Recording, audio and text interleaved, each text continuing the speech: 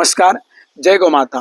दीपोत्सवाचा शुभारंभ होतो वसुबारसने, ज्याला गोवत्स द्वादशी म्हणतात. यावर्षी वसुबारस 17 ऑक्टोबर 2025 रोजी शुक्रवारच्या दिवशी येत आहे. शुक्रवारी येणारी वसुबारस अत्यंत मंगलदायी आहे, कारण शुक्र ग्रह स्वतः लक्ष्मी देवीचा अधिपती आहे. या दिवशी गोमाता आणि तिच्या बछड्याची पूजा केली जाते. शास्त्र सांगतं, गावो विश्वस्य मातरा, गाय विश्वाची माता आहे. गाय मातेच्या सेवेने आणि पूजेने घरात सुख समृद्धी आणि आरोग्य लाभतं. या दिवशी महिलांनी गोमातेची पूजा करून कुटुंबाच्या कल्याणासाठी, संततीसाठी आणि सौभाग्यासाठी प्रार्थना करावी. यावर्षी विशेष म्हणजे शुक्रवारी येत असल्यामुळे वसुबारसचा दिवस शुक्र ग्रहाशी संबंधित असल्याने ज्याच्या कुंडलीत शुक्र दुर्बल असेल, जसे की वैवाहिक ताण, आर्थिक अडचणी किंवा कुटुंबातील मतभेद, त्यांनी या दिवशी गोसेवा करावी.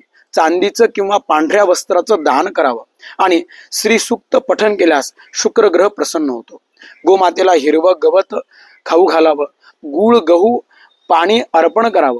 सायंकाळी घराच्या पूर्व दिशेला दीप लावावा.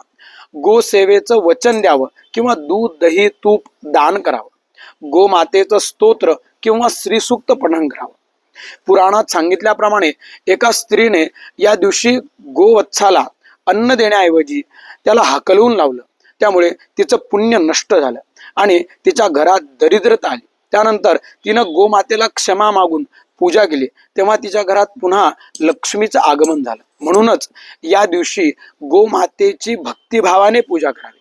वसुबारस म्हणजे केवळ दीपोत्सवाची सुरुवात नाही, तर ती आहे समृद्धी, मातृत्व आणि कृतज्ञतेचा आरंभ. म्हणून गौमातेची सेवा वसुबारसच्या दिवशी नक्कीच करा. जय गोमाता, जय लक्ष्मी माता. धन्यवाद.